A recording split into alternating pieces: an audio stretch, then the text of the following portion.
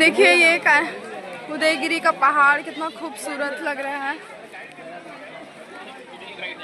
आप देख सकते हैं, बहुत खूबसूरत है। ये बस में आए, बहुत प्यारा। ये पागल लोग हैं। ये देख ये अजय भैया फोन छीन के भाग जाएगा। हाँ देखिए बंदर कितने सारे हैं। ऐसे किसी के पास में नहीं आएगा, किसी पे भी नहीं आएगा। हाँ एक बंदा ले लेना।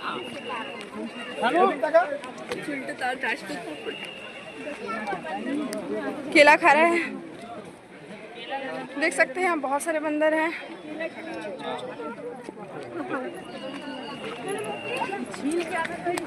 बहुत भीड़ भी है यहाँ पे।